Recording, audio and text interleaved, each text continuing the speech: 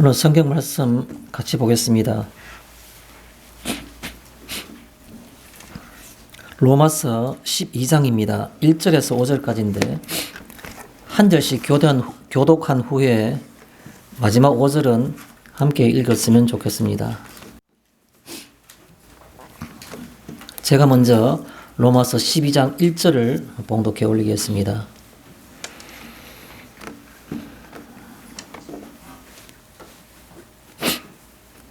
그러므로 형제들아 내가 하나님의 모든 자비하심으로 너희를 권하노니 너희 몸을 하나님이 기뻐하시는 거룩한 산 제물로 드리라.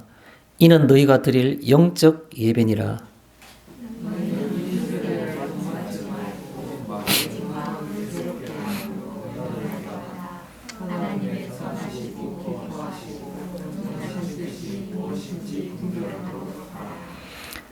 내게 주신 은혜로 말미암아 너희 각 사람에게 말하노니 마땅히 생각할 그 이상의 생각을 품지 말고 오직 하나님께서 각 사람에게 나누어 주신 믿음의 분량대로 지혜롭게 생각하라.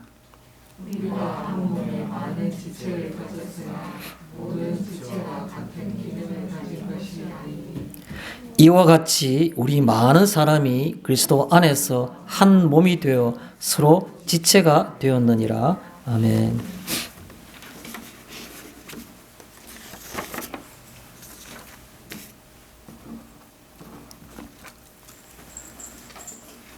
오늘은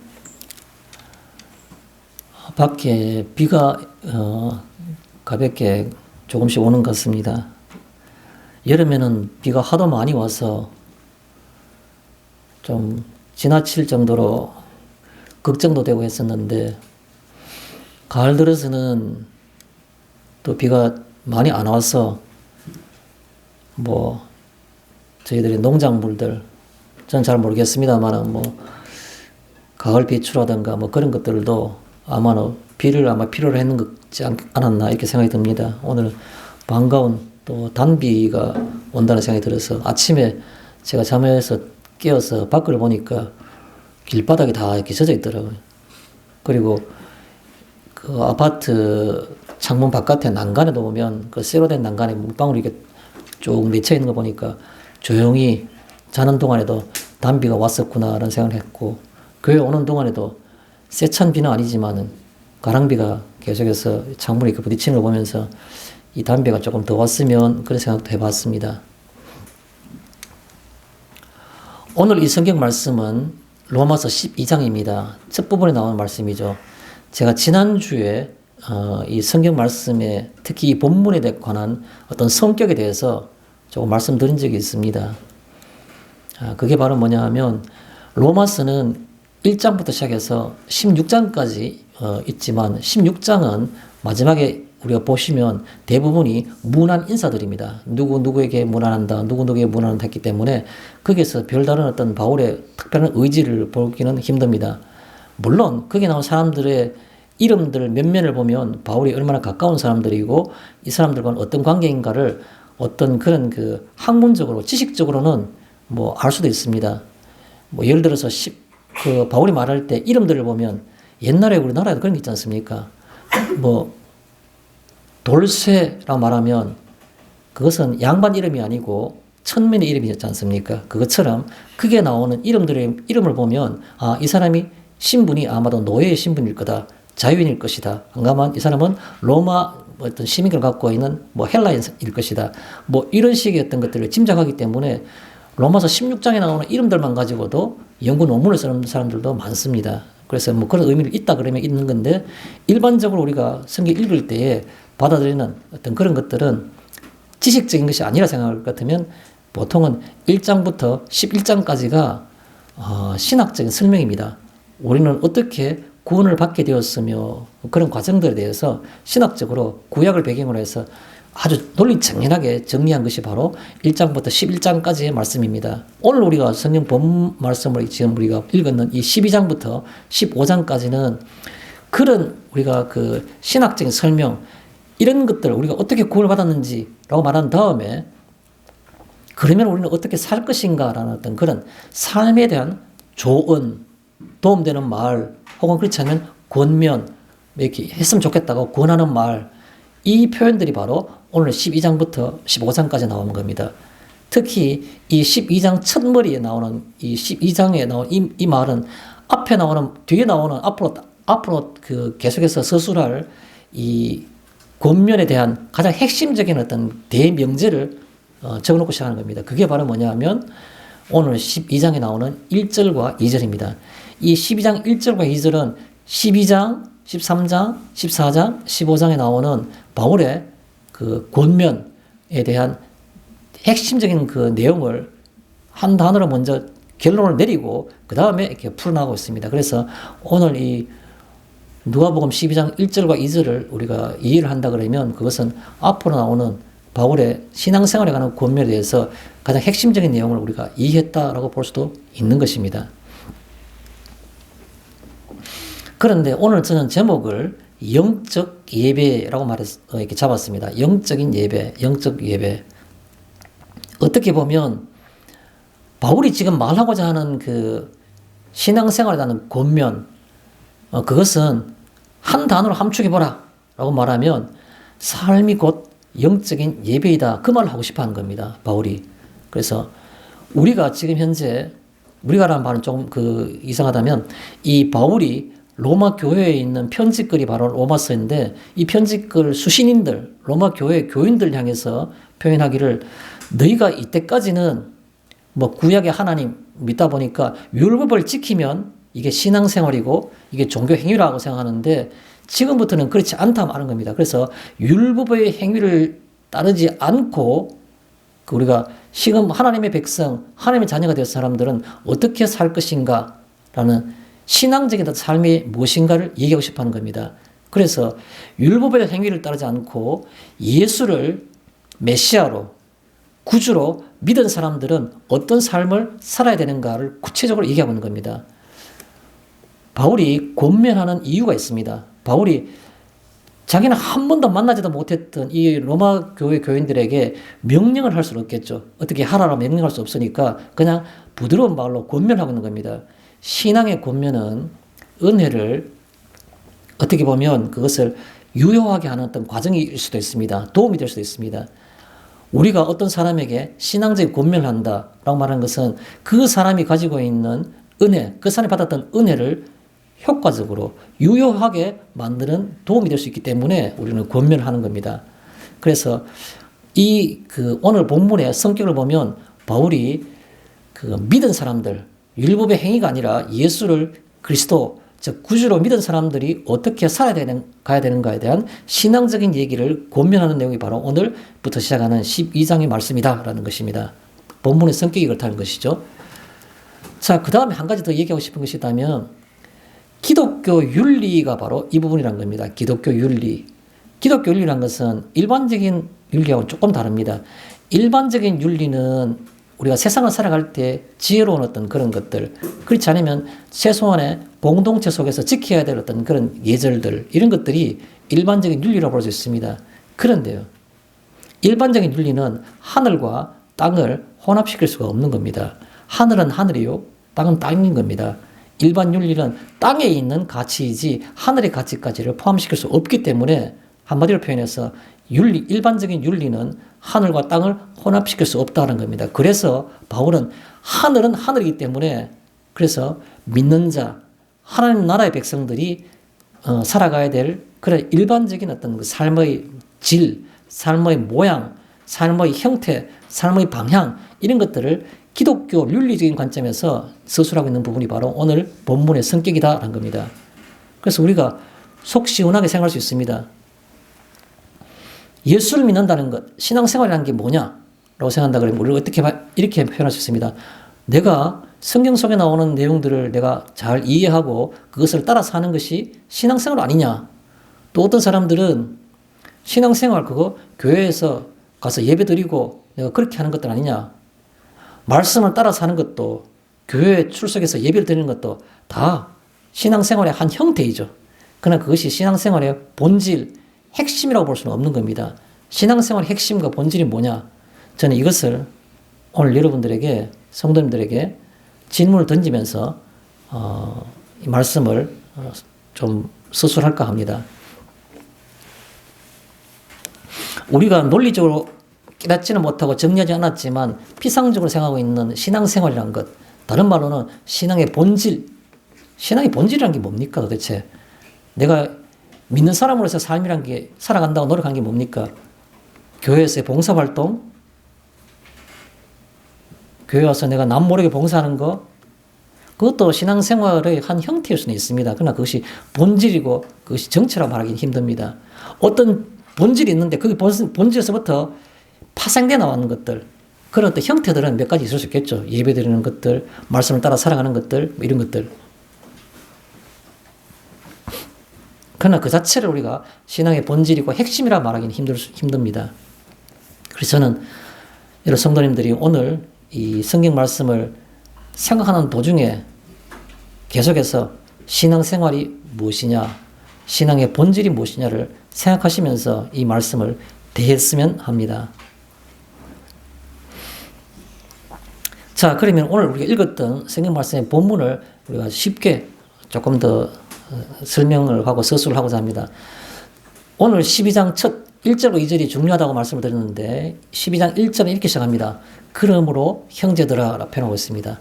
그러므로라는 말은 앞에 나오는 내용들이 말했기 때문에 그 결과로서 그런 말이겠죠. 그럼 앞에 나오는 그 내용들은 무엇이겠습니까? 그것은 바로 1장부터 11장까지의 내용입니다. 신학적인 어떤 설명, 우리는 어떻게 구원을 받았으며 우리는 어떤 존재인가, 하나님 앞에 어떤 존재인가, 그런 것들. 뭐 이신칭의가 가장 핵심이겠죠. 우리 자신은 아무것도 아닌데 우리에게 믿음을 주시고 그 믿음을 받아들여서 믿을 때 우리를 의롭다고 여겨주셨다. 그로 인해서 우리는 구원을 받았다. 라는 그 말입니다. 그 전체를 우리가 1장부터 11장까지 전체 내용을 그러므로라고 말한 겁니다. 그렇기 때문에 교리가 그렇기 때문에 신학적인 설명이 그렇게 다 했으므로 그럼 이제 나오는 것은 머릿속에 이해하고 가슴으로 받아들이면서 뜨거운 하나님의 사랑을 느끼고 내 신분을 느끼면서 감격해하는 우리들은 그러면 돌아서서 그 다음부터 이후에 구원 이후의 삶을 어떻게 살아야 되는가 그걸 얘기하는 겁니다. 그래서 그러므로 형제들아라는 겁니다. 그런데 여기에 그러므로라는 말을 갖다가 다시 헬라어 신약 성경에 나오는 원어적인 개념을 생각한다 그러면 그러므로 형제들아라는 말은 형제들아 당연히 그런 뜻으로 다시 우리가 세번역으로 새로운 현대어로 표현하면 형제들아 당연히 이런 말로 우리가 이해하는 것이 아주 가까운 그런 뜻이 됩니다. 그러므로 형제들아 내가 하나님의 모든 자비하심으로 너희를 권하노니라고 되어 있습니다. 하나님의 모든 자비하심 이 부분은 제가 조금 있다가 다시 본론에서 좀 더 상세히 설명하겠지만 우리가 이해를 돕기 위해서 한마디로 표현하면 하나님의 구원 행위를 가리키는 겁니다. 내가 하나님의 모든 자비하심, 하나님의 모든 자비하심, 우리가 그냥 직역하게 되면 하나님이 자비롭게 행하시는 모든 행위, 형태, 어떤 그런 사건, 그것을 우리는 하나님의 모든 자비하심이라고 이렇게 그냥 문자적으로 해석할 수 있는데 그것을 들어가 보면 내용이 바로 뭘 의미하냐? 하나님의 구원 행위, 그것을 우리는 하나님의 모든 자비하심이라 말하는 겁니다. 여기에 모든이라는 말 자체도 복수적인 개념, 한 개가 아니고 복수적인 개념이고 실제로 자비하심이라는 말도 복수 형태로 되어 있습니다. 그러면 하나님께서 자비하신 그 형태, 자비하신 행위, 하나님의 그 모든 자비하심이라는 게 복수인데 그건 뭘 의미하는 건가? 그것은 하나님의 구원하는 과정들을 의미한다는 겁니다. 그건 조금 이따 다시 설명드리겠습니다. 어쨌든 내가 하나님의 모든 자비하심으로 너희를 구원하느니라 말하는 것은 바로 뭐냐 하면 하나님이 너희를 구원하셨다는 그 사실을 근거로 해서 너희들에게 당연히 구원하고 싶은 것이 있다. 그 말입니다. 그래서 모든 자비하심으로라는 말은 하나님의 구원 행위로 하나님의 구원이 너희에게 이루어졌으므로 그렇게 여러분들 이해하시는 것이 정확한 이해입니다. 하나님의 모든 자비하심을 너희를 구하노니 너희 몸을 우리 몸을 하나님이 기뻐하시는 산 제물로 드리라.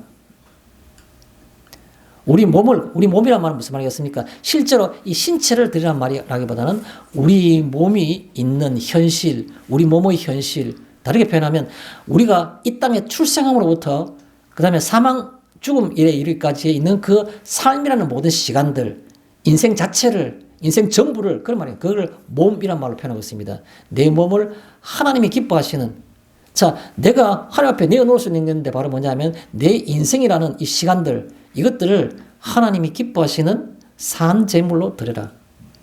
산이란 말은 무슨 말입니까? 그 시간들은 움직이거든요. 정지된 시간이 아니라 시간은 계속 움직이는 겁니다. 내가 5살 때 내 삶, 10살 때 삶, 20살 때의 삶, 30살 때의 삶, 혹은 또 우리가 알 수는 없지만 50일 때의 삶, 70일 때 삶, 이런 삶들, 모든 시간들을 그때그때마다 순간순간 얼마나 많은 것들이 우리들에게 이루어지는 것들입니까? 그것이 바로 살아있는 재물인 겁니다. 그 시간들의 움직임. 그 산 재물로 드려라. 재물이란 게 뭡니까? 재물이란 것은 하나님께 바쳐지는 어떤 뭐 가축이라든가 이런 것들, 혹은 뭐 곡식이라든가 이런 것들이 재물이죠. 재물은 뭡니까? 내 것이었는데 이제 내 것이 아니고 하나님 앞에 드려지는 겁니다. 그걸 재물이라고 말합니다. 재물은 대부분이 다 죽어요. 불태워지고 가루로 빠지고. 그래서 죽음을 얘기하는 것이고, 또 다른 말로 표현하면 내 몸을 재물로 든다는 말은 내 몸은 이제는 없어지는 거고 하나님 앞에 드려지는 것이고, 내 몸은 부인되는 겁니다. 자기 부인인 겁니다. 재물. 내 인생의 모든 시간들을 연속적으로 순간순간마다 하나님 앞에 재물로 드리라는 말은 그것을 그 속에서 내 것이라 하지 말고 자신을 부인하라는 겁니다. 그게 바로 산 제물로 드려라. 재물은 내 것이 아니고 하나님 것입니다라고 말하는 것이니까 내 것이 아니잖아요. 그리고 내 인생과 내 시간이지만 그것을 내 시간과 내 인생이라고 말하지 않고 자기를 부인하는 겁니다. 나는 이미 죽었다고. 예수와 함께 그리스도의 십자가 내가 같이 죽었다고. 그렇게 자기 부인하는 것이 바로 산 제물로 드리라는 것입니다. 2절에 뭐라고, 그래서 이것이 바로 너희에 드릴 영적 예배니라. 오늘 우리 그 제목이 영적 예배라 그러는데, 영적 예배는 바로 뭐냐 하면 우리 몸을 거룩한 산 제사로 드리는 것, 그게 바로 영적 예배인 겁니다. 영적 예배. 다시 더 나아가면 예수를 구주로 믿는 사람들이 이 땅의 시간들을 어떻게 살아가야 됩니까?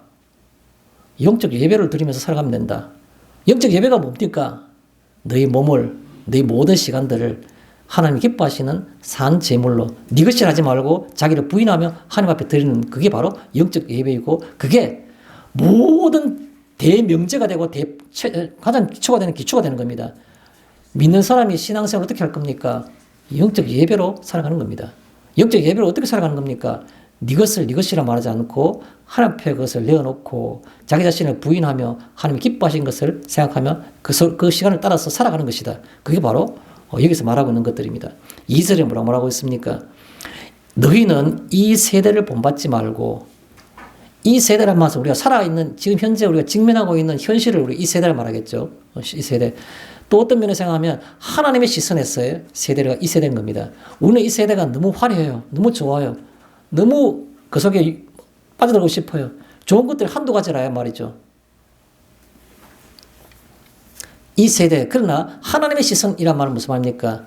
종말론적인 시각입니다. 종말론적인 시각. 이 세상은 금방 있다 사라지는 겁니다. 금방 있다가. 그래서 이 세대를 본받지 말고 할 때 이 세대는 바로 종말론적인 시각 앞에서의 인생, 그렇게 생각하시면 좋겠습니다. 본받지 말고, 본받다는 말은 무슨 말입니까? 우리 국어사전적으로 보면 본받다는 말이 뭐죠? 본받다는 말은 무언가 거기에 동화되어 가고 또 그걸 추종하고 그런 두 가지의 어떤 요소를 갖고 있습니다. 그게 좋아서 그걸 즐기는 겁니다. 동화되어 가는 겁니다. 나는 신부는 하나님의 자녀인데도 불구하고 하나님 자녀하고 아무 상관없는 세상 사람들이 좋아하고 재밌어하고 그것에 빠져있는 것에 똑같이 빠져있는 겁니다. 그러면 그게 뭡니까? 동화된 겁니다. 동화된 거. 세상에 동화되어 있는 거. 또 의지적으로 자연스럽게 동화되는 거예요. 왜? 그게 너무 좋기 때문에.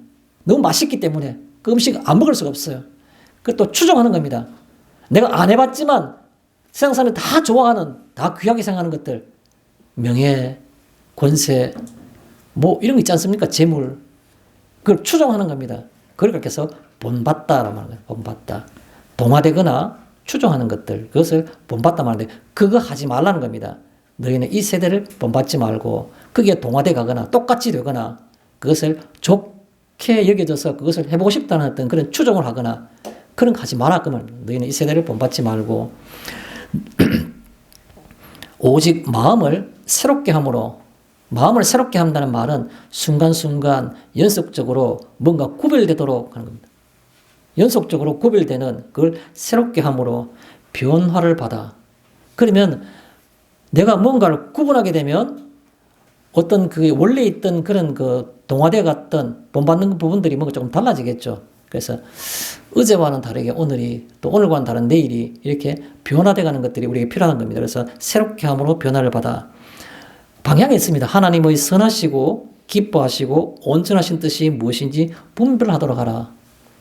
내가 세상과 동화되지 않기 위해서 그 자리에서 약간 박차고 나왔는데 또 서서히 빠져나오고 있는데 도대체 나오는 그 자체만 중요한 것이 아니라 그런 내게도 무슨 지향점이 있어야 되지 않겠나. 뭘 바라보는 목표점이 있어야 되지 않겠나. 그게 바로 뭐냐면 하나님이 기뻐하시는 것을, 하나님이 온전하다고 하신 것을, 하나님이 선하다고 하신 것을, 그것을 바라보면서 다시 새로운 목표를 잡아라라는 겁니다. 그렇게 표현하고 있죠.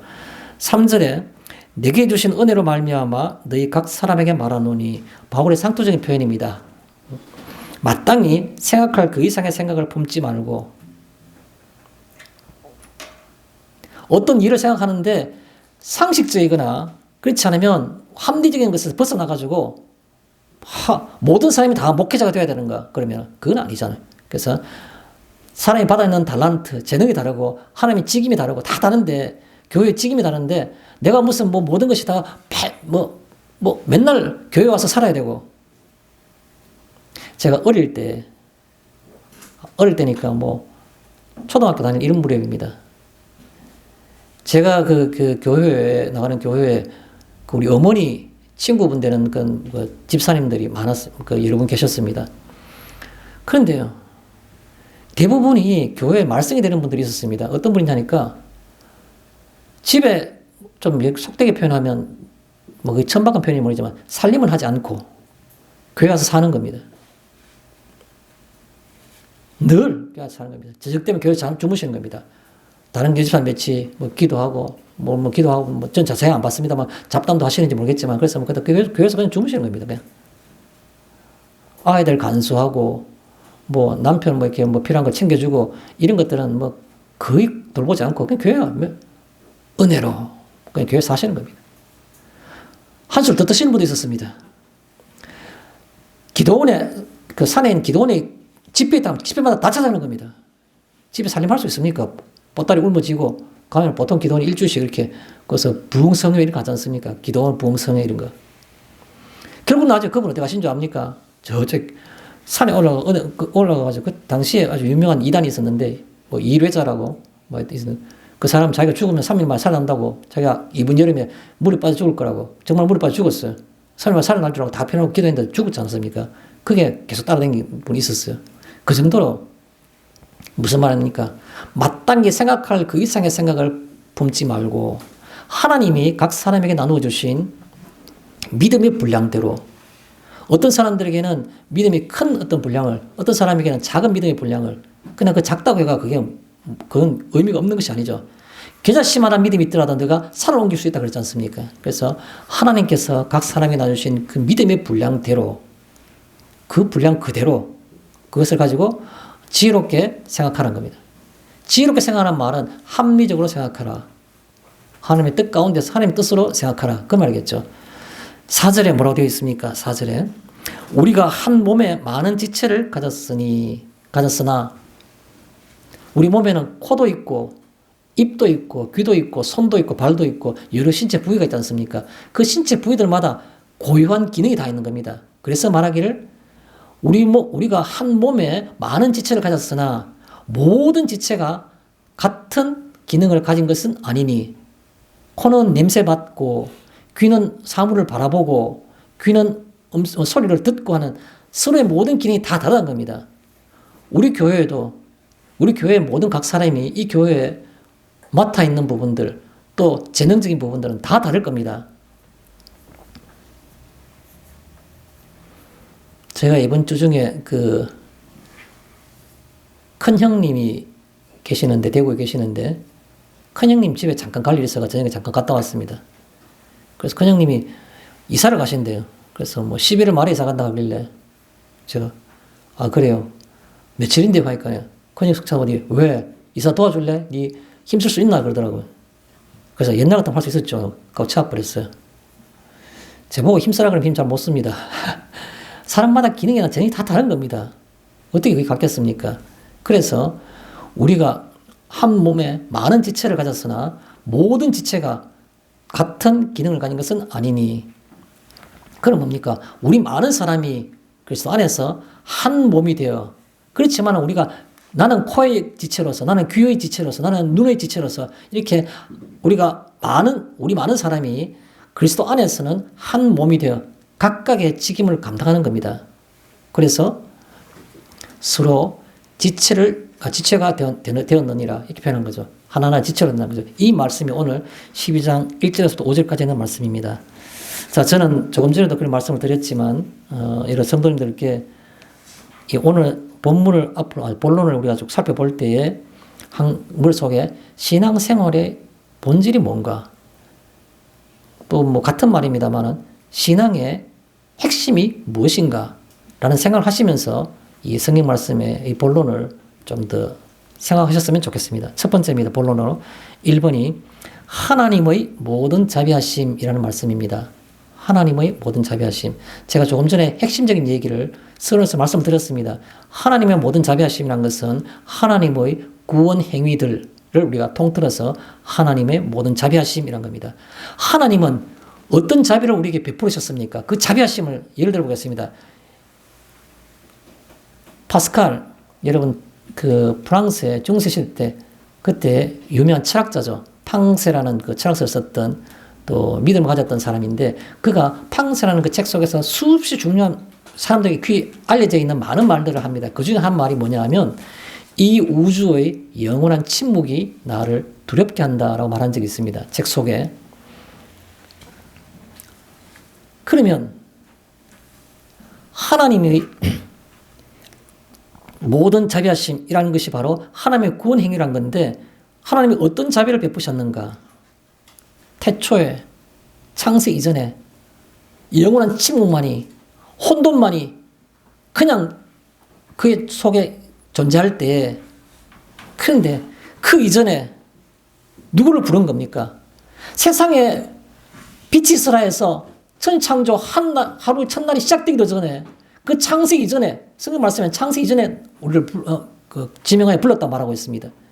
그 혼돈 가운데, 아무것도 없는 흑암 가운데, 우주의 영원한 침묵 가운데 있는데 그때 우리 이름을 부르신 겁니다.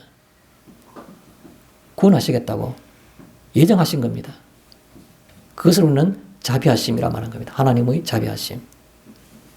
뭐라고 말한 겁니까? 우리가 뭐 신학적인 어떤 그런 표현들을 빌리자면 그것을 우리는 소명이라 말합니다. 소명. 이름을 불렀다는 말이죠. 우리 이름을 지명한 겁니다. 내가 누구를 구원해야겠다고. 여러분, 초라하지 않습니까? 여기 상가 지하에 조금은 쿰쿰한 곰팡이 냄새가 나기도 하고, 늘 제습기와 공기청정기를 돌려야만이 되는 이런 곳에 앉아있는, 또 우리 자신을 볼 때 별로 그렇게 썩 유명하지도 않는, 외형적으로만 유명하지 않는 거 아니라 내 속살을 보면 더더욱이 참 비참한 본질을 갖고 있는 우리들인데, 그런데 하나님의 그 자비하심이 우리를 부르신 겁니다. 그것을 가르쳐서 하나님의 자비하심이란 말입니다. 구원의 행위는 여러 단계가 있습니다. 뭐 우리가 기독주의 정통신학에서 볼 때에는 뭐 학자들마다 여러 가지를 표현하는 표현들이 많은데, 뭐 제가 그냥 제일 알려진 것 중 하나를 말하면 볼코프 같은 그런 그 교회신학자들이 표현하는 표현을 하면 보통 9개 단계, 이렇게 구원의 9단계 이렇게 나누기도 하죠. 소명, 그 다음에 나오는 게 뭡니까? 중생. 내가 죄 가운데 죽었다가 다시 믿음으로 인해서 내가 의롭게 내가 다시 한번 살아난 겁니다. 중생. 그 다음에 중생한 자를 갖고 있는 기본적인 과정이 있죠. 뭡니까? 회개. 마음이 아파서, 이때까지 아프지 않았는데 마음이 아파서 나는 마음이 아프게 하는 겁니다. 그 마음이 아픈 그게 바로 뭡니까? 하나님의 자비하신 겁니다. 내 옆에 있는 내 주변에 내 형제, 내 아버지의 마음을 아프게 한 것이 아니라, 내 부모는 아무도 예수를 믿지 않고 내 주변에 내 형제들 아무도 예수 안 믿는데 내한테만 결국 내 마음을 아프게 하신 겁니다. 그걸 가르쳐서 우리는 하나님의 자비하심이라 말하는 겁니다. 부르심도, 그 우주의 영원한 침묵 가운데 우리를 부르신 것도 하나님의 자비하심이요, 그 이상의 그 속에서 내가 다시 태어나야 된다고 생각하는 중생을 얻게 하신 것도 자비하심이요, 회개하게 하심도 자비하심이요, 하나님의 그 자비하심이요, 내가 회개하고 난 다음에 믿음을 주셔서 다른 사람은 아무도 믿기지 않는데 나는 그 사실이 믿어지는 겁니다. 내게 믿음이 있게 하시는 것을 가르쳐서는 우리는 그것을 하나님의 자비하심이라 말하는 겁니다. 뿐만 아니라 내가 믿음을 갖고 난 다음에 믿음을 따라 살고자 하는 생각이 드는 겁니다. 그리고 우리가 신앙이라면 신앙, 내게 신앙을 있게 하심. 믿음과 신앙은 뭐 나눌 수 없는 부분이지만 굳이 뭐 교리적인 단계 나누다 그러면 믿음에 의해서 내가 그런 삶을 살아가는 신앙을 가지게 된 겁니다. 신앙생활을 하지만 그러나 하나님께서 우리를 그냥 덮어두지 않고 자녀로 삼으신 겁니다. 구하라 그러면 주실 것이라고 하나님의 자녀로 삼으신 겁니다. 그래서 우리가 양자됨 이런 말합니다. 양자됨. 양자로 살아가고는 있지만 우리가 이 땅 가운데 우리의 본질 때문에 늘 넘어지고 어떤 그런 그 하나님 앞에 뭐 용서를 구할 수 있는 그런 행위들을 할 수밖에 없는 겁니다. 그래서 하나님께서는 성령님을 통해서 우리를 감동시키시고 회개케 하시고 또 대신하여 기도하시고 그런 과정들을 통해서 우리가 하나님의 자녀로 양자로 살아갈 수 있도록 늘 도와주시는 겁니다. 그것을 우리가 성화라고 말합니다. 성화의 과정. 그 성화의 과정도 또한 하나님의 자비하신 겁니다. 혼자 두면 안 되니까. 하나님의 모든 자비하심을 다시 우리가 생각해 보고 싶은 것이 있다면은 신앙의 출발점이란 것도 생각해야 되고 또 하나는 제게 임한 그것입니다.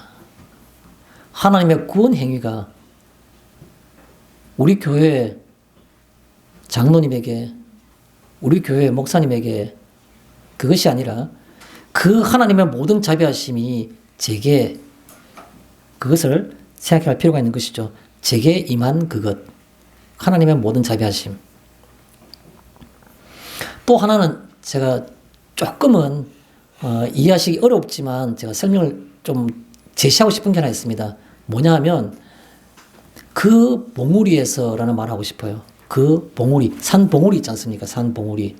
그 앞에다 수식을 쓴다 그러면 흔히 다 보이는 이란 말을 더 붙이면 더 좋겠어요. 이해하기 편하게. 흔히 다 보이는 그 봉우리에서라는 겁니다. 무슨 말이겠습니까?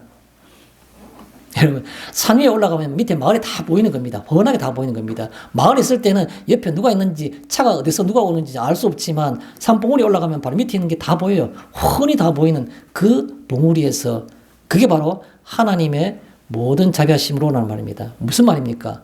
구원받은 자가 영생의 길을 내가 걷는 자가 그 생명의로 들어가서 보고 나면 다른 사람들이 그 영생에 이르지 못한 사람들이 보지 못하는 것들이 훤히 다 보이는 겁니다. 그럼 다른 사람들이 보지 못했던 그게 바로 뭡니까? 얽혀있는 세상성이란 말하고 싶습니다. 얽혀있는 세상성. 세상성이란 말은 바로 세상의 특성 이렇게 표현하면 좋겠죠. 세상의 특성이 뭡니까? question, 의문인 겁니다. 여러분 인생이 무엇인지 여러분 단언할 수 있습니까? 인생이 여러분 마음대로 사라집니까? 미스테리 중에 미스테리가 우리가 인생이란 겁니다.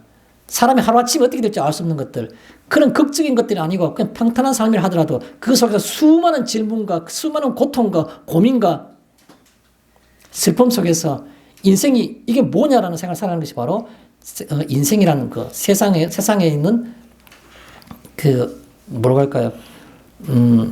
인생에 있는 그 세상성, 얽힌 세상성 이렇게 표현하고 싶습니다. 얽힌 세상성. 여러분 좀 별로 그 좋은 얘기도 아니고 좀 자극적인 얘기라서 세녹이나 아이들 있는 데서 이런 말 하는 것이 맞는지 모르겠지만 그냥 좀 간단하게 좀 절제해서 말씀드릴게요. 제가 어제 저녁에 늦게 운동을 하느라고 집 앞에 있는 산을 갔습니다. 5시쯤 갔는데, 헌할 때 갔는데, 1시간 반쯤 이렇게 한다고 오다 보니까, 5시쯤 집에서 나갔는데, 한 10분쯤, 15분쯤 후에 그 산에 가기 전 바로 앞에 조그마한 언덕이 하나 있어요. 그 언덕 거기는 과수원도 있고, 이렇게 길 차로 다닐 수 있는 그 모퉁이 길, 삼각형인데, 거기에 경찰 순찰차가 하나 있더라고요. 평소에 못 봤는 순찰차가 늘 자주 다니는 길이니까 순찰차가 여기 왜 있지? 라는 생각하면서 갔었어요. 갔다가 1시간 반쯤 만에 갔어. 이제 운동하는 1시간 만에 다시 돌아오니까 웬걸요? 올 때는 그 자리에 순찰차가 한 서너 대가 있어요. 와 있어요. 서너 대가 있고 그 앞에 보학수사대라는 그런 봉고차 같은 그런 승합차도 하나 와 있고 그 뒤에는 또 앰뷸런스 같은 것도 있고 와 있더라고요. 그래서 제가 근데 6시 반일 때는 이미 캄캄하더라고요. 캄캄해서 혼자 산에서 내려올 때도 캄캄한 걸 그냥 어둠 속에서 기꺼무리한 땅만 보면서 계속 내려왔었어요. 그런데 그 중간에 있는 곳에 보니까 캄캄하니까 그건 사람 사는 동네도 아니니까 아무도 없어요. 지나가는 사람 저밖에 없었습니다. 근데 그 앞에 경찰차가 누구 와 있고 불 번쩍번쩍하고 있으니까 공마장에 가보니까요. 사람이 변사자가 있었는 겁니다. 차에 누가 번개탄을 펴놓고 거기서 죽은 겁니다.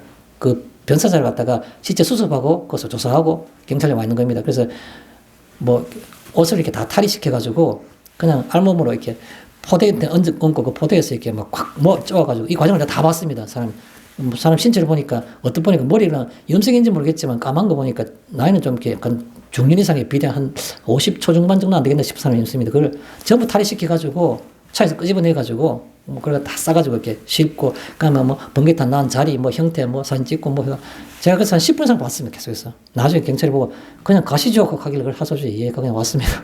가라 해서 하는 동안에 뭐 체온은 뭐 이렇게 뭐 10몇 도라고 뭐 말하고 뭐 그다음에 뭐 배터리 잔량은 11%가 뭐 이렇게 남은 사람이 배터리 잘 남는 그거 왔는데 전화가 땡 오는 겁니다. 그 죽은 사람이 전화기로 받으니까 그 여보세요 하고 뭐 경찰이 받으니까 나 경찰인데요 그 경관인데 하니까 뭐 조카래요. 그래서 뭐 아들 연락 안 되나 하고 뭐 걔가 뭐 이게 뭐 얘기하더라고. 무슨 말입니까 제가 세상에 얽혀 있는 세상성 세상이 쉬운 게 아닌 겁니다. 어떤 사람들은 희망이 안 보이는 겁니다. 절망뿐인 겁니다. 얽힌 세상성. 그런데요. 그 속에서 헤매다가 이 길밖에 없다 해서 그렇게 목숨을 끊은 겁니다. 쉽게 말해서 제가 볼 때는 얽혀있는 실타래를 풀 수가 없는 겁니다. 얽힌 세상성인 겁니다. 그런데요. 하나님의 자비하심을 모든 자비하심을 받은 자는 없습니까? 그 봉우리에서 훤히 다 보이는 봉우리에서 인생을 보는 겁니다. 묶일 것도 실타래 같이 얽혀있는 것도 없는 겁니다. 초월한 얽힌 세상에서부터 초월한 그게 바로 하나님의 모든 자비하심으로라는 말입니다. 자, 그 다음에 어떤 사람은 이렇게 표현하고 있습니다. 인생에서 가장 아름다운 목소리는 비애이다. 비애. 슬프고 서러운 걸 우리가 비애라 말하죠. 비애. 인생에 살아갈 때 가장 아름다운 목소리가 있는데 그 아름다운 목소리는 바로 뭐냐 하면 비애란 겁니다. 슬프고 서러운 거라고 합니다. 왜요? 슬프고 서러운 걸 알아야만이 인생의 본질을 알 수 있기 때문에 어렴풋이나마 짐작할 수 있기 때문에 더 이상 상처를 좀 덜 받기 때문에 그래서 인생에서 가장 아름다운 목소리가 비애라고 말하는 사람이 있는 겁니다. 철학자들은. 그게 바로 얽혀있는 세상성입니다. 그 얽혀있는 세상성을 초월하는 게 바로 하나님의 모든 자비하심, 하나님의 구원 행위란 겁니다. 자, 소제목으로 작은 뜻으로 하나님의 모든 자비하심에서는 첫째 너희 몸을 너희 몸이란 것은 우리가 전 인격의 그냥 내가 뭐 그냥 간단하게 노력해보는 내 노력의 뭐 일부분에 가장 중요시 여기는 그런 뜻이 아니고 모든 것을 다 힘을 합력해서 전 인격의 그 말이 바로 너희 몸을 이란 말입니다. 다른 말로 표현하면 출생에서 죽음 사이의 시간들을 그게 바로 내 몸을 표현한 것입니다. 또 하나가 있다면 내가 의식하는 모든 것들로 내가 생각을 지배하는 의식하는 모든 것들로 그게 바로 내 몸을 이란 겁니다. 그걸 가지고 뭐 하는 겁니까? 거룩한 산제물로 거룩한 산제물 이게 가장 핵심적인 영적인 예배의 핵심이 바로 거룩한 산제물인 겁니다. 거룩한 산제물에 대해서 몇 가지 표현하겠습니다. 거룩한이란 말은 무슨 말입니까? 하나님을 위해 따로 구별된 그 말이 바로 거룩한이라는 뜻입니다. 잘 알지 않습니까? 거룩한이란 말은 하나님을 위해 따로 구별된 그것을 우리는 거룩한이라 말하는 겁니다. 또요. 거룩한 산제물 할 때 산이란 말은 뭡니까? 살아있는 동안 지속적인 그 말입니다. 한순간 내가 이렇게 해보는 것이 의미가 있는 것이 아니고 내 평생 지속적으로 그 말이 바로 산이란 말입니다. 또요. 제물이란 말은 뭡니까? 제물이란 것은 죽음을 의미한 겁니다. 제물은 죽어야 돼요. 동물 제사할 때 다 죽고 불태워지는 겁니다. 곡식은 가루로 빻아지는 겁니다. 죽음. 또 이제 내 것이 아니라 하나님께 내어놓은 것이 아니라 내어놓음이 있는 겁니다. 내어놓으면 다른 말은 뭡니까? 포기입니다. 포기란 것 속에서는 특별히 앞에 수식을 붙이자면 인본적 포기라고 저는 말하고 싶습니다. 인본적 인간의 삶을 살아갈 때 인간의 가치관을 볼 때는 너무너무 움켜잡고 싶은 것들입니다. 그게 물질도요, 명예도요, 자식 잘됨도요, 모든 게 전부 다 얼마나 귀하고 움켜잡고 싶은 것들입니까? 그거를 포기하는 것, 그게 바로 그 재물이라는 개념입니다. 그래서 거룩한 산 재물을 그럼 붙여서 한꺼번에 말해보라 그러면 이렇게 표현할 수 있겠죠. 하나님을 위해 따로 구별한 선한 삶. 그게 바로 거룩한 산 재물이라는 겁니다. 거룩한 산 재물. 하나님을 위해 따로 구별한 선한 삶. 우리는 그것을 거룩한 산 재물이라 말하는 겁니다. 우리는 왜 거룩한 산 재물을 드려야 할까요? 거기에 이유를 두 가지를 대고 싶습니다. 첫째, 하나님이 기뻐하시기 때문에. 하나님이 기뻐하시기 때문에. 왜요? 기뻐하십니까? 믿음만이 하나님 기쁘시게 할 수 있잖아요. 그죠? 그래서 믿음은 항상 순종을 동반하기 때문에 그래서 하나님이 기뻐하시기 때문에 우리는 거룩한 산재물을 드려야 되는 것이고 그 바탕 속에는 믿음이 순종을 가지고 있기 때문에 동반하기 때문에라고 볼 수 있는 겁니다. 두 번째입니다. 왜 우리는 거룩한 산재물을 우리를 자신을 버려야 될까요? 라고 할 때는 세상과 인간 본연의 연결성은 확고하기 때문에 세상하고 인간의 본연의 어떤 본연성은 너무도 확고하게 결합되어 있는 겁니다. 너무도 확고하게. 이번 주 중에 제가 그 유튜브에서 어떤 그 대담을 봤는데 그 유튜브가 굉장히 구독자가 많은 100만이 넘는 그런 유튜브고 저는 평소에 잘 보지 못했던데 이번 주에 우연히 보게 됐습니다. 거기 보니까 어떤 젊은 사람이 한 20대 후반이나 30대 초반 되는 젊은 청년이 남자 청년이 사회 경험이 많은 어떤 그런 존경받을 만한 사람들을 이렇게 청빙을 해가지고 같이 앉아서 대담을 하는 겁니다. 그 중에 한 분이, 한 사람하고 대담하는데 제가 봤던 영상에는 우리 나이로 86 되는 그 정신과 의사가 나와서 그 젊은 청년하고 얘기하는 겁니다. 청년은 자기가 그 사회에 경륜이 많은 사람들한테 얘기를 들음으로써 젊은 사람이 경험하지 못했던 인생에 대한 철학과 모든 것들을 슬기를 얻기 위해서 그렇게 하는 그런 그 형식의 아주 건전한 그런 어떤 그 영상이었습니다. 그분이 하는 말이 흥미로운 말을 했어요. 자기가 정신과를 평생을 이렇게 진료를 했는데 뭐 많이 보면 한 10만 건 정도 상담을 했지 않겠나. 뭐 정확하게 재보지는 않았지만 그러나 그 이하도 될 수 있다. 뭐 그렇게 말하면서 요양원에 있는 다시 말해서 나이가 많아가지고 연세가 많아서 자기가 스스로 고유한 질병이 있다든가 가족들이 돌볼 형편이 못 된다든가 또는 자녀들에게 뭐 큰 부담을 안 주기 위해서라든가 뭐 여러 가지 이유가 있겠지만 요양원에서 말년을 마지막으로 보내는 사람들에게 설문지를 돌린 적이 있답니다. 막 몇십 장이 아니고 뭐 엄청나게 많은 설문을 돌리겠죠. 계속해서. 그런데 거기에는 예를 들어서 이 체크하는 게 아니고 그냥 주관식으로 써다 했답니다. 써가서. 이 내용이 바로 뭐냐 하면 당신이 만약 다시 태어나면 살고 싶은 삶의 형태는 두 번째, 당신이 지금 가장 아쉬운 것은 어떻게 보면 서로 내용이 다를 수도 있는데 뭐 비슷한 그런 형식이 있었겠죠. 다시 태어나면 당신이 살고 싶은 삶의 형태가 뭐냐? 라는 겁니다. 또 하나는 같은 비슷한 건데 당신이 지금 가장 후회되는 것은 뭐냐? 이걸 묻는데 그것이 뭐 수십 가지가 자기 개인마다 다 다르겠죠. 뭐 쭉 나오는데 그걸 주관식 쓰다 보니까 근데 주관식 쓰는데 다 모아가지고 비슷한 거 6개 다 정리를 하다 보니까 한 3가지 정도가 대표적인 3가지가 또렷이 나오더란 겁니다. 저도 다른 데서도 이미 그런 통계자를 한번 본 적이 있기 때문에 한두 개는 내가 예상했는데 한 개는 예상 못했던 거더라고요. 첫 번째가 바로 뭐냐 하면 내 마음대로 살고 싶다는 겁니다. 첫 번째가 내 마음대로 살고 싶다. 두 번째가 뭔지 아십니까? 뭔가 풀고 가고 싶다는 거예요. 풀린 거, 맺힌 게 하도 많아서 나는 맺힌 거 없이 그냥 풀고 가고 싶다. 그게 두 번째였습니다. 세 번째가 나누며 살고 싶다는 거였습니다.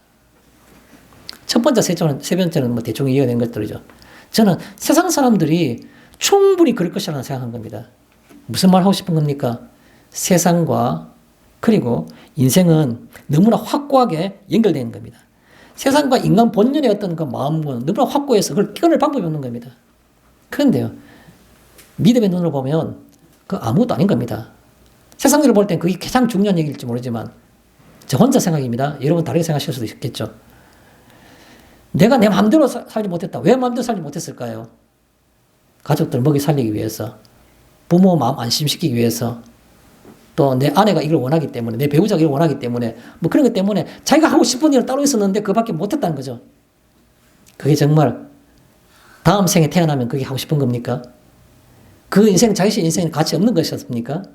오히려 자기 마음대로 하고 싶은 대로 살겠다는 그 말이, 그 생각이 오히려 더 가치 없는 거 아닌가요? 내가 희생이 됐고 나는 뭐냐라고 어떤 뭐 젊은 주부가 아이를 낳고 난 다음에 그 출산 후 뭐 우울증에 걸려가지고 나는 도대체 넌 뭐냐? 남편은 내나 다 미래가 창창했던 그런 어떤 뭐 밝은 그런 건데 나는 내 재능이나 내 모든 것들은 다 사장돼 버리고 이제 아기 키우는 아이 엄마밖에 안 되니까 우울증에 걸려가지고 목숨을 끊고 여러분 같은 얘기 아닙니까? 내 마음대로 살고 싶다는 거? 내 마음대로 안 사는 게 더 가치 있는 일 아닙니까? 그게 어떻게 가치 없다고 생각하는 것입니까? 그거를. 그리고요.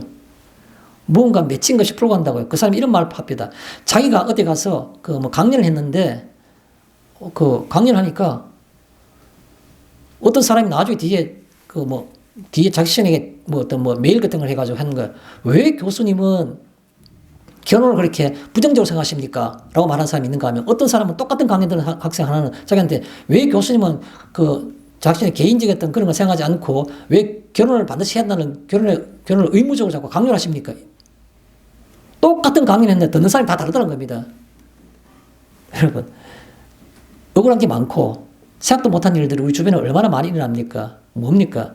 인간이 받아들인 것은 자기 주관을 받아들이기 때문에 절대로 나는 내가 바르게 산다 했지만 그 바르게 산 게 아니고 다른 사람이 오해를 줄 수도 있고 상처를 줄 수도 있는 겁니다. 받아들인 사람에 따라 다른 겁니다, 그게. 그러니까 어떻게 안 맺히고 살 수 있습니까? 어떻게 다 풀고 살 수 있습니까? 나는 맺힌지도 모르고 살았는데 이때까지. 지금도 내가 생각할 때 내한테 맺힌 것이 없다고 생각해서 아마 내하고 뭐 맺힌 것은 없을 거야. 아무도 그런 사람 없을 거야. 천만에 만만해요. 수도 없는 많은 사람들이 내한테 맺힌 게 많을 겁니다. 어떻게 다 풀고 살 수 있습니까? 뭐만이요?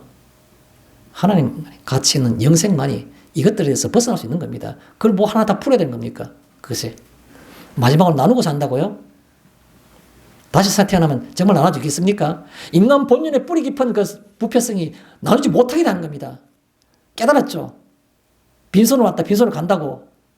근데 현실을 가보면 그게 얼마나 세상과 인간 본연이 얼마나 강하게 연관되어 있는 연결성이 얼마나 강한지.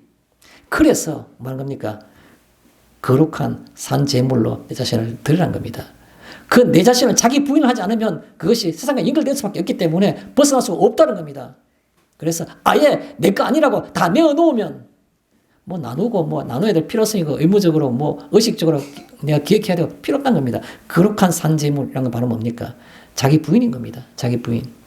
내 거 아니고 그러면 뭐 나눠야 되고 나누는 것도 내 것이니까 나누는 거예요. 그래 의식조차도 없는 겁니다.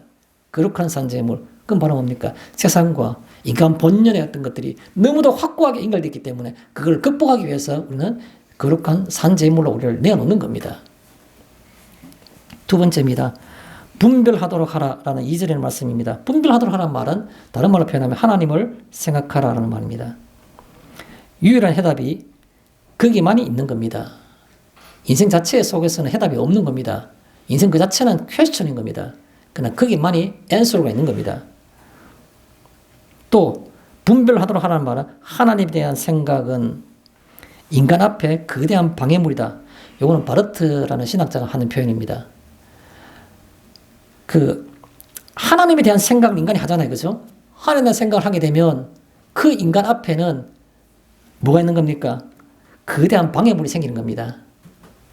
하나님을 생각하자니까, 하나님을 생각하니까 내가 이래서는 안 되는데, 이렇게 해야 되는데 엄청난 큰 방해물이 서 있는 겁니다. 그래서 분별하라라는 말은 무슨 말인가 하면 바르트는 내가 하나님을 생각하는 것, 그게 바로 분별하는 건데 그 생각하게 되면 엄청난 방해물이 네 앞에 있을걸? 그걸 표현하고 있는 겁니다.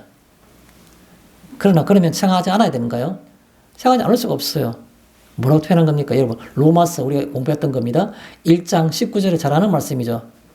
하나님을 알만한 것이 그들 속에 보임이라.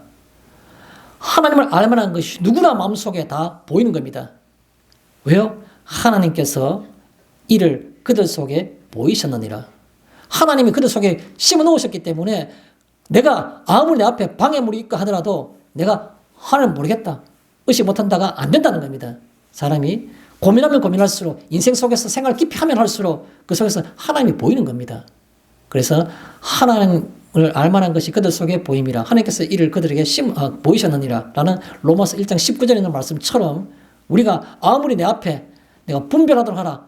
뭐 분별하다는 말은 하나님을 생각하는 말인데 하나님을 의식하라는 말인데 의식하면 내 앞에 방해물이 보통 어마어마한 장애물이 생긴 게 아닌 겁니다. 엄청나게 생긴 겁니다. 어떻게 배우자끼리 싸웠는데 내가 자존심 굽히면서 먼저 내가 얘기할 수 있습니까? 웃으면서 그것도 내 속에서 부부부 분노가 끓어오르는데 왜요? 하나님을 생각하라는 겁니다. 하나님 생각하라. 그게 바로 세상과 인간에 있는 그 연결성을 끊을 수 있는 것들, 내 앞에 있는 큰 장애물을 내가 넘어설 수 있는 것들이기 때문에 그렇다는 겁니다. 자, 이 세대를 본받지 말고라는 말은 무슨 말입니까? 이 세대는 종말론적인 시각 앞에서의 세상이라는 말씀 제가 드렸죠.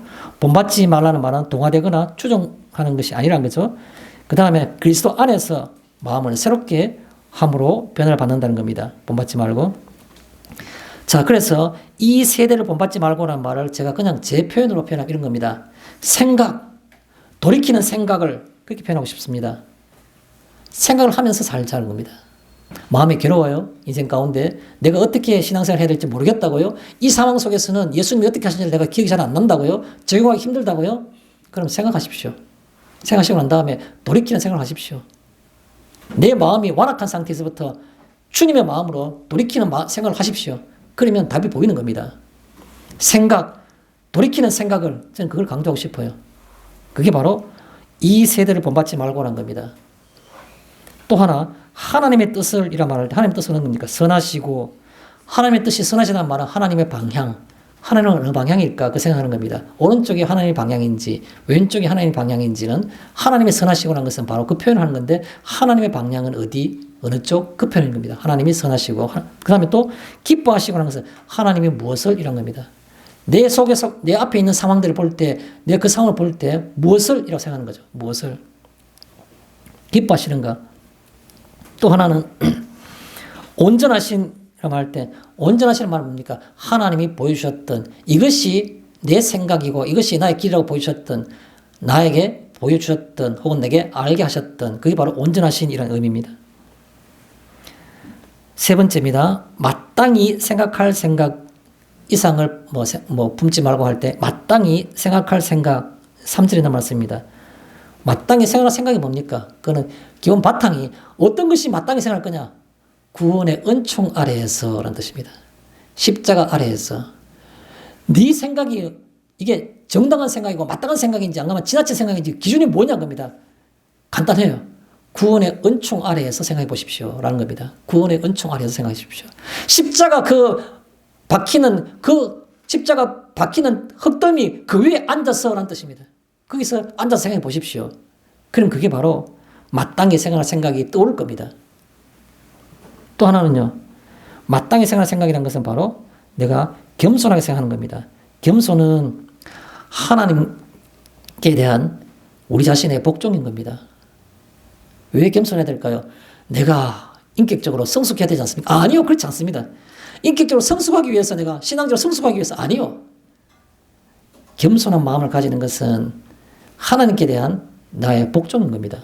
하나님이 계시고 내가 그 앞에 복종한다는 의미입니다. 겸손한 것이. 하나님을 바라봄으로써 생기는 것이 겸손이 진정한 겸손이지 내가 의도적으로 내가 성숙된 신앙을 보이기 위해서 그것은 겸손이 아닌 겁니다. 오래 못 가는 겁니다. 하나님에 대한 내 복종. 여러분 성당에 있는 신부님들이 그 목사가 안수 받을 때처럼 그 서품식을 하지 않습니까? 신부 서품식 할 때 그런 거 본 적 있으십니까? 그러면 신부 서품식 할 때 오늘 신부가 되는 사람들은 그 성당 바닥에 얼굴을 땅에 대고 납작 엎드려서 예습할 때가 완전 몸을 최대한 지면에 낮추어서 납작하는 겁니다. 엎드려서 거기서 그렇게 서품식을 받아요. 높아질 게 아무도 없지 않습니까? 하나님 앞에서. 특히 목사로서 그 길 가고 신부로서 가게 된다면 낮을 때까지 최대한 낮추는 더 이상 낮을 수 없는 그 상태를 우리가 하나님 앞에서의 자기 복종 그걸 가리켜서 우리는 겸손 이렇게 말하는 겁니다. 믿음의 분량대로라는 말은 뭡니까? 하나님께서 나누어 주신 것만큼 여러분 나는 왜 신유의 은사가 없어? 나는 왜 예언의 은사가 없어? 나는 성령의 강한 감동하지 않아? 하나님께서 필요한 때에 필요한 사람에게 필요한 만큼 주시는 겁니다. 그것은 믿음의 척도가 되지 않는 겁니다. 하나님이 그의 복음을 전파하실 때 그 복음을 전파하는데 필요한 만큼 필요한 사람에게 주시는 것이기 때문에 믿음의 분량대로라는 말이 되는 겁니다. 그 다음에 그러므로 우리는 항상 성령님의 감동을 추구하며 라는 겁니다.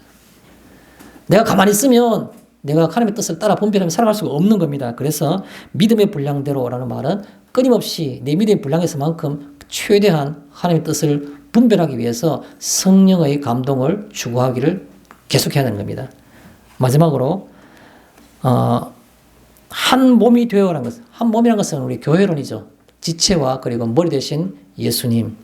자, 거기에 한 몸이 되어라는 말은 그리스도 안에서라는 겁니다. 우리는 그리스도 안에서 한 몸이고 한 형제인 겁니다. 안에서. 그래서 몸과 지체가 존재하는 겁니다. 어떤 사람들은 냄새 맡는 기능이 있는데 어떤 사람은 물건을 집을 수 있는 기능인 겁니다. 코와 손의 기능이 다른 겁니다. 그러나 그게 다 합해서 온전하게 연합되어서 교회를 이루는 겁니다. 누구든 간에 어떤 사람들이 갖고 있는 그 재능과 그 어떤 그런 지체들의 특징들을 무시하거나 그것을 멸시할 수가 없는 겁니다. 작은 것 하나도. 그, 새끼발가락 같은 거 있지 않습니까? 뭐 그런 얘기. 새끼발가락 하나가 없으면 어떻게 될까요? 있을 때와 없을 때는 엄청난 차이 나는 겁니다. 걸을 때, 달릴 때, 어떤 무게 중심 잡을 때, 별것 아닌 거, 있어도 그만, 없어도 그만 같지만, 그게 아니고 절대로 아니란 겁니다. 그런 것처럼, 한 몸이 되어라는 것은 바로 몸과 지체들의 특성. 거기는 4가지의 성질이 있습니다. 보편성. 누구나 간에 하나님이 지체란 겁니다. 하나님 안에, 그리스도 안에 있는 사람들은. 누구나 간에 다 귀한 지체란 것이 바로 보편성입니다. 그런가 하면 차별성입니다. 보편성 있는가 하면, 차별성, 다양성, 죄송합니다. 차별성이 아니라 다양성. 그 기능들은 다 다양한 기능이 있는 겁니다. 어떤 기능이 더 많다고, 더 좋다고 말할 수가 없는 거죠. 코가 냄새 맡는 기능이 중요하나, 귀가 소리를 듣는 기능이 더 중요하나, 둘 다 중요한 겁니다. 다양성. 그걸 어찌 어떤 것이 더 우등하고 열등하다고 말할 수 있습니까? 그래서 그렇게 말할 수가 없는 겁니다. 그래서 그걸 우리가 다양성이라고 말합니다. 몸과 지체들에서는 보편적으로 누구나 다 지체로서의 자기를 갖고 있고, 그것들은 다 고유한 다양성이 있다는 겁니다. 또, 상호 의존성입니다. 상호 의존성. 서로서로 갖다 도움을 필요한다는 것이죠. 필요한 것들. 마지막에 있는 것이 통일성입니다. 그것이 합해져야만이 온전한 몸을 이룰 수 있는 겁니다. 그것이 통일되어야, 전체가 다 같이 협력이 되어줘야만이 몸의 기능이 정상화가 될 수 있는 겁니다. 그것을 통일성이라고 말합니다. 그래서 우리는 교회에 있는 형제들을 그리스도 안에서 형제이고 또 그 지체로서의 어떤 그 귀함과 가치들을 인식하는 것이 필요한 겁니다. 그래서 그 말을 다른 말로 표현하면 이렇게 표현하고 싶습니다. 보이는 너, 너란 말입니다. 보이는 너는 또 다른 나. 그렇게 표현하고 싶은 겁니다. 또 다른 나. 형제요?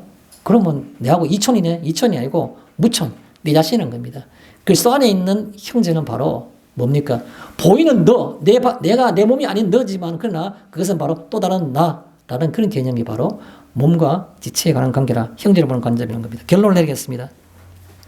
제가 서론에서 이런 말씀 드렸죠. 신앙생활이 뭡니까? 신앙적 본질이 뭡니까? 라고 말했을 때 그 신앙적인 본질, 신앙생활이라는 것은 바로 한마디로 표현해서 우리 인생을 거룩한 산 제물로 드리는 것이다. 이렇게 결론을 내리고 싶습니다. 신앙의 본질은 우리의 몸을 거룩한 산 제물로 드리는 것이라 말하는 겁니다. 자, 이것은 바로 거룩한 산 제물로 드린다는 이것은 바로 뭡니까? 자기를 부인하고 제물은 자기 자신이 없어지고 죽는 겁니다. 자기를 부인하고 하나님을 위해 따로 마련한 선한 삶을 살아가는 겁니다. 이게 바로 거룩한 산제물의 의미인 것이죠. 덧붙이자면 이 길은 주님이 우리에게 보여주시고 따라오라고 한 그 길이고 주님이 우리에게 이렇게 산다, 이렇게 살아야 된다고 우리에게 보여주신 적이 있습니다. 그런 다음에 넌 나를 따라오너라고 말씀하시는 그 길입니다. 그래서 주님께서 우리에게 보여주시고 따라오라고 하신 그 길이며 또 내 믿음이 살아있다는 증거이고 내가 내 몸을 거룩한 산제사로 드린다는 것, 하나님을 위해 따로 예비한 그 선한 삶을 산다는 것, 그건 바로 예수님께서 보여주시고 따라오라는 그 길이기도 하고 또 내 믿음이 살아있다는 증거이기도 하고 또 마지막에 하나님이 기뻐하시는 과정이고 맨 마지막에 뭡니까? 영생 얻은 자만이 갈 수 있는, 영생 얻은 자만이, 영원한 생명을 얻은 자만이 갈 수 있는, 그것도 기쁨과 소망을 가지고 걸어가는 발걸음입니다. 하는 겁니다. 여러분, 이번 한 주간 여러분들은 우리가 어떻게 살며 신앙생활이 뭐냐를 생각할 때에 내 몸을 거룩한 산제물로 드리는 것, 하나님을 위해 따로 마련한 선한 삶을 살아가는 것, 그것이 바로 우리의 믿음에 살아있다는 것이요, 영생 얻은 자가 기쁨과 소망으로 가는 길이라는 것을 말씀드리겠습니다. 마치겠습니다.